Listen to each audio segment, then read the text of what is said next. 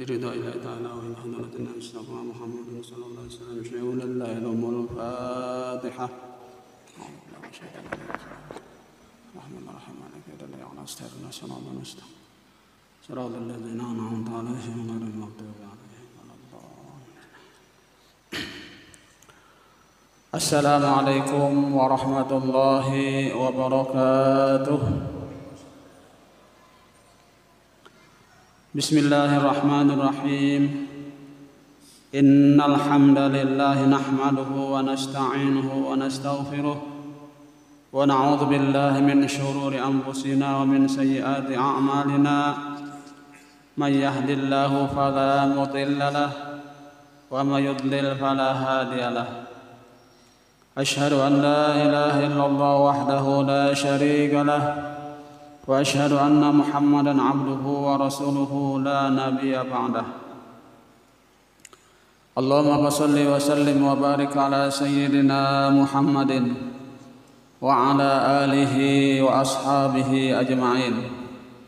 سبحانك لا علم لنا إلا ما علمتنا إنك أنت العليم الحكيم وتب علينا إنك أنت التواب الرحيم. ولا حول ولا قوة إلا بالله العلي العظيم.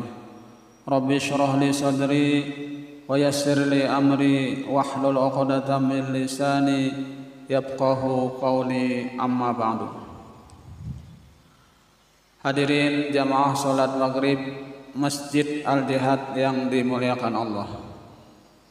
Pertama-tama terlebih dahulu marilah kita sama-sama memanjatkan puji dan syukur kita kehadirat Allah Subhanahu wa taala. Karena dengan limpahan rahmat, karunia, taufik dan hidayahnya jualah sehingga kita kembali pada malam hari ini kita dapat melanjutkan kajian kita tentang ilmu fikih kitab Sabilal Muhtadin yang membahas tentang zakat rikas atau zakat barang temuan dari bawah tanah, itu rikas namanya. Diiringi dengan sholawat serta salam, semoga terlimpahkan kepada junjungan kita, uswatun hasanah kita, Nabi besar Muhammad sallallahu alaihi wasallam, pada keluarga beliau, sahabat beliau, kerabat beliau, zuriat beliau, dan orang-orang yang senantiasa mengikuti jejak langkah beliau ila yaumil qiyamah. Dan marilah kita sama-sama pula berniat i'tikaf atau memperbaharuinya dengan niat nawaitu an a'takifa fi hadzal masjid sunnatan lillahi ta'ala. Sengaja saya beriktikaf di dalam masjid ini sunnatan tasku karena Allah Ta'ala. Hadirin jamaah salat maghrib Masjid Al-Jihad yang dimuliakan Allah. Baik, kita akan lanjutkan. Qala al-mu'allif rahimahullahu ta'ala wa nafa'ana bihi wa bi ulumihi fid dharain amin. Pasal yang kedua, zakat rikas. Wajib mengeluarkan zakat harta rikas yang terdiri dari emas dan perak apabila sampai nisabnya dan jumlah zakatnya sebanyak 5% dari jumlah yang diperolehnya. Dan yang 5% ini diserahkan kepada orang yang berhak menerima zakat. Maka yang 5% dari 20 miskol adalah 4 miskol, dan 5% dari 200 dirham adalah 40 dirham. Jadi maksudnya 5% dari 20 miskol adalah 4 miskol, dan 5% dari 200 dirham adalah 40 dirham. Dan inilah jumlah zakatnya. Tidak disyaratkan pada zakat rikas ini haul, tetapi zakatnya dikeluarkan setelah ditemukan. Yang dimaksudkan dengan rikas emas atau perak ialah harta peninggalan orang yang bukan Islam sebelum Nabi Muhammad SAW diangkat menjadi Nabi dan Rasul, atau di masa Nabi, atau di masa sesudah diangkat menjadi Nabi dan Rasul, tetapi didapat pada suatu daerah di mana belum sampai dakwah kepada mereka.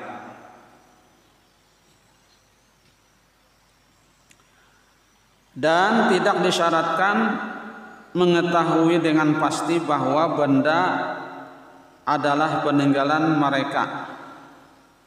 Yang didapat tadi, benda adalah peninggalan mereka, tetapi cukup hanya melihat tanda-tandanya saja. Umpamanya tercantum nama raja yang fakir yang memerintah pada waktu itu, atau nama sesembahan pada masa itu.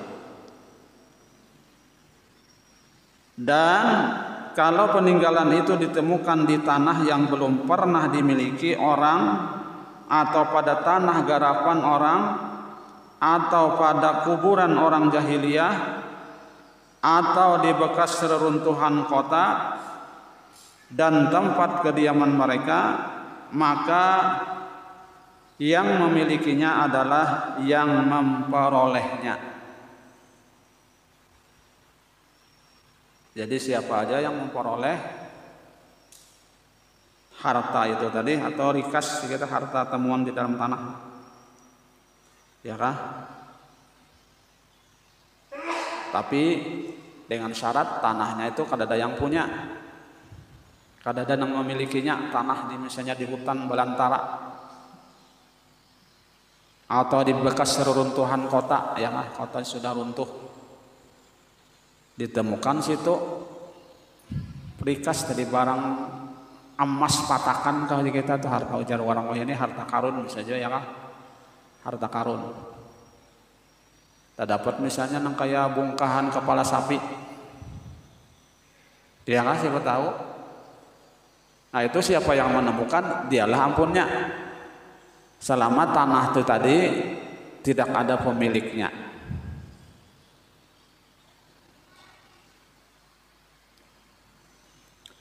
Dan wajib dikeluarkan 5% pada ketika itu juga, baik didapat dengan digali atau karena dilanda air bah atau tanah longsor. Dan kalau penggalian itu ditemukan di tanah masjid atau di jalan raya,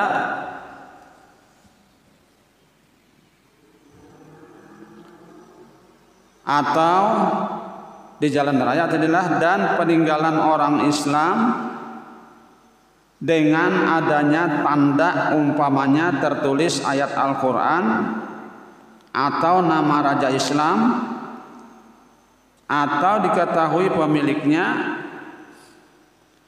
maka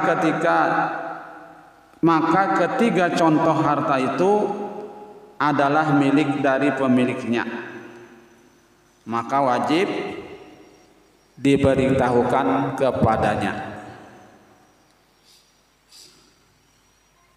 Nah jadi bila temuan tadi, ya kah, rikas ditemukan misalnya di tanah wakaf masjid kah,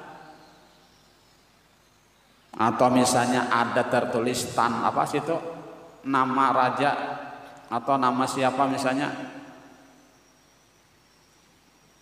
ya kah, misalnya nenek moyang siapa, oh ini mestinya artinya oh ini datu, ampun datuku, ini ngaran datuku misalnya, ya kah, datunya mana, maka temuan itu tadi diberitahukan kepada yang berhak di situ tadi, ya kah, siapa yang berhak itu, pemiliknya maksudnya.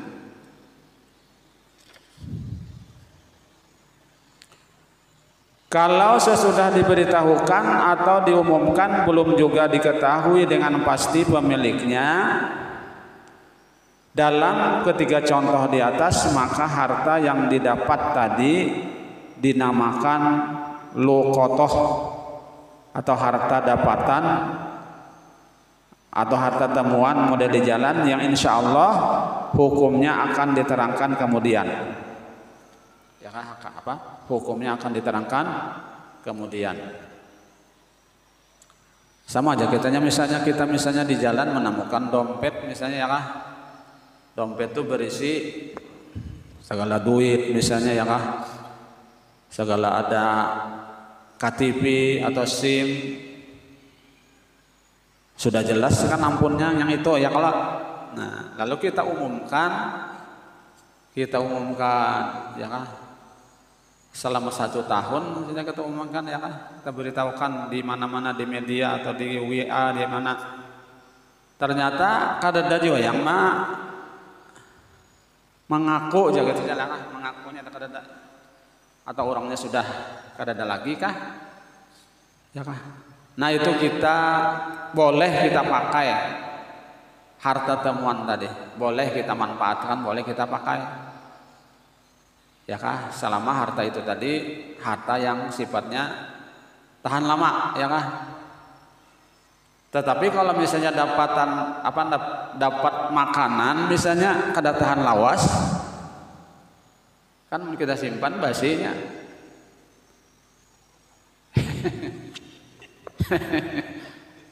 Disimpan makanan basi. Nah, kayak apa caranya? Diberitahukan ya dulu setempat-tempat ya kah? Diberikan dan diberitahukan setempat siapa ada kehilangan artinya makanan nih dalam jangka waktu yang kira-kira makanan itu masih bisa dimanfaatkan. Artinya selama masih bisa dimanfaatkan ya kan makanan itu tadi kadada juga yang mana mau ya kan kadada yang mau aku boleh ya dimakan ya kah? Boleh aja dimakan. Bagi-bagi kalau siapa akan dibagi ya kah? Nah, namun ada misalnya orangnya kena, ampunku jadi diganti ya, hanya harganya diganti. Namun misalnya mau bisa diminta halal, ulun makan sudah. Nah artinya kalau takutan kalau basi, anunya ya kah? Namun kalawasan bisa basi, kada apa-apa aja jangan halal ya sudah ya kah? Tapi kalau hanya minta ganti, kamu harus ganti. Nah, paksa emang ganti harganya, harganya. Itu sama-sama dengan harta temuan namanya.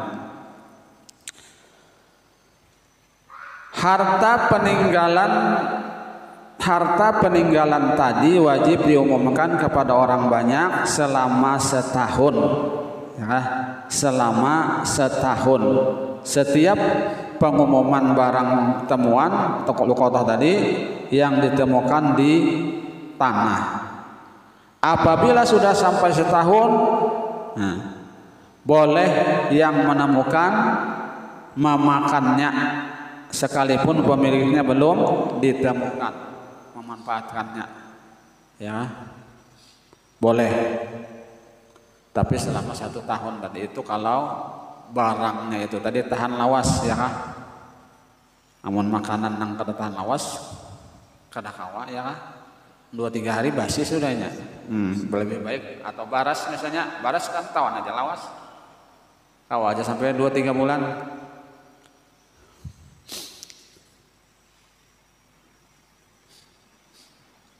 Demikian juga kalau tidak diketahui keadaan harta peninggalan itu apakah peninggalan orang kafir atau orang Islam, karena tidak ada tanda-tandanya yang jelas. Umpamanya peninggalan itu berbentuk emas urai atau pakaian, emas pakaian, atau perabot rumah tangga yang dipakai oleh orang kafir jahiliyah dan oleh orang Islam, maka juga termasuk barang luqotoh atau barang temuan. Kalau harta peninggalan itu ditemukan di tanah milik orang, maka harta peninggalan itu adalah milik yang memiliki tanah. Milik yang memiliki tanah, ya. Dan jika diakui oleh orang yang menemukannya bahwa barang itu adalah miliknya, maka harta tadi dapat diambilnya tanpa melalui sumpah, ya. Dan jika diakui oleh orang yang menemukannya bahwa barang itu adalah miliknya, maka harta tadi dapat diambilnya tanpa melalui sumpah. Dan kalau tidak diakui milik kalau tidak diakui miliknya, maka harta peninggalan itu menjadi milik yang memiliki tanah yang terdahulu, ya, milik tanah yang terdahulu. Kalau diakuinya miliknya, artinya temuan di tanah milik siapa, misalnya asal mula pemiliknya lalu dijualnya orang, ya, sekalinya yang dijual itu tadi ada menemukan barang emas misalnya berpungkal dalam tanahnya itu tadi. Nah, lalu yang milik tanah asal tadi, ya kah, milik tanah asal tadi boleh mengambil apa tadi, temuan tadi, ya kah, yang temuan tadi, karena itu memang milik inya, ya kah. Kenapa? Karena yang menukar ini hanya menukar tanah, ya kah. Kadang menukar dengan isi-isinya, akadnya nih. Aku tukarlah tanah misalnya 1 hektar. Nah, sekalinya di dalamnya banyak emasnya, ya kah. Nah, sedangkan yang milik asal nih kada tahu juga bahwa itu ada patakan di situ, ya kah. Nah, itu boleh mengakuinya, ya kah, boleh mengakuinya, ya kah, boleh mengambilnya dengan syarat tadi akad yang membeli itu, ya kah, hanya membeli tanah, gitu, hanya membeli tanah, tidak termasuk isi-isinya, tidak termasuk isi-isinya. Orang tanah nukar biasa aja ini, tanah biasa, ya kah. Nah, kalau akadnya dengan isi-isinya kadang lagi diambil, ya. Aku tukarlah tanah ini misalnya 1 hektar dengan isi-isinya di dalam. Nah, kadang lagi ambil.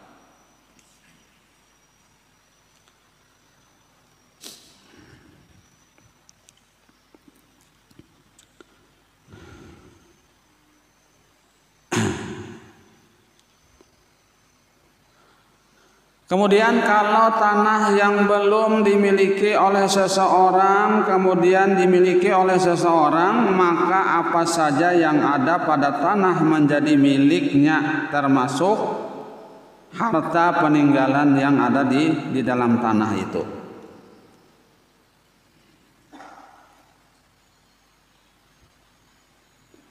Ya, kalau tanah tadi kalau tanah yang belum dimiliki oleh seseorang kemudian dimiliki oleh seseorang, kadada lalu misalnya ampunnya dari asal nih, kadada hutan belantara, ya kah, lalu inya mah apa ujar orang bahar itu membarasihinya, manunya menggarapnya kita, lalu ampunnya ya jadinya, ya kah.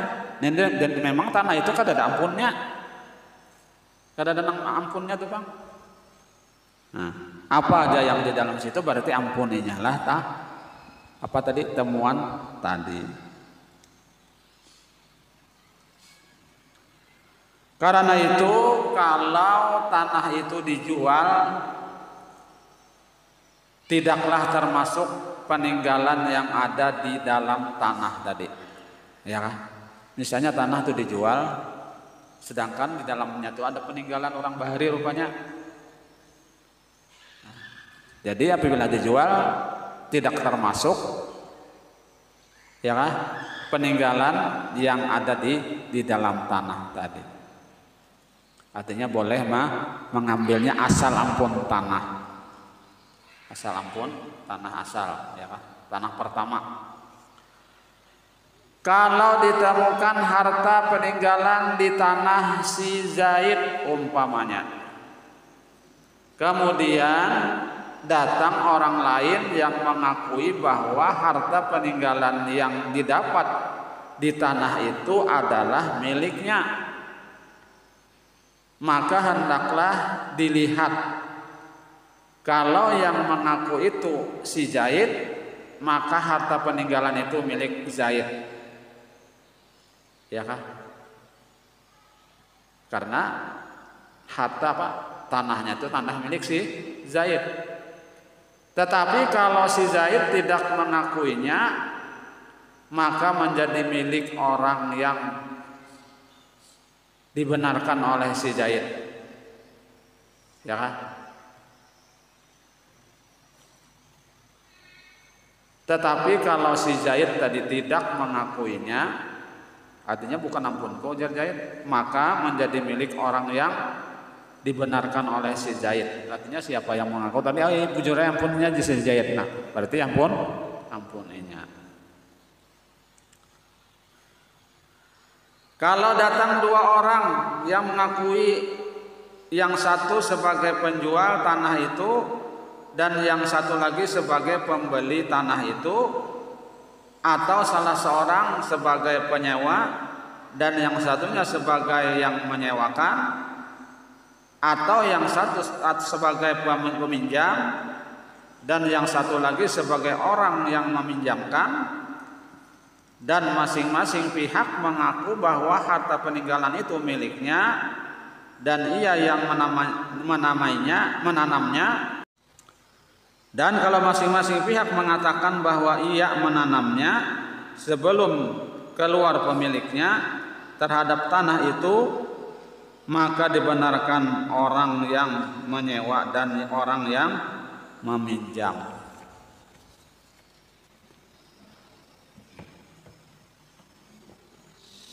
Nah, kemudian pasal berikutnya zakat barang dagangan. Zakat barang dagangan sebanyak 2,5% dari harga barang. Zakat barang dagangan sebanyak 2,5% dari harga barang. Yang wajib dikeluarkan 2,5%, seperti zakat emas dan perak, karena diperhitungkan nilainya. Zakat harta dagangan diperhitungkan dari nilainya, bukan dari bendanya. Nilainya ya. Karena itu tidak boleh mengeluarkan zakat barang dagangan ini dari benda yang diperdagangkan. Kalau misalnya berdagang emas atau perak, sekalinya mengeluarkan zakat emas jual langsung kada bisa ya kah? Jadi yang dikeluarkan hanya nilainya. Syarat wajib barang dagangan ini ada 4 perkara. 1, hendaknya barang yang diperdagangkan itu adalah barang yang tidak wajib zakat pada bendanya. Barang yang tidak wajib zakat pada bendanya, seperti budak, kuda, lada, kain dan sebagainya. Maka tidak memadai yang diperdagangkan itu terdiri dari emas dan perak, karena kedua ini wajib pada bendanya. Kemudian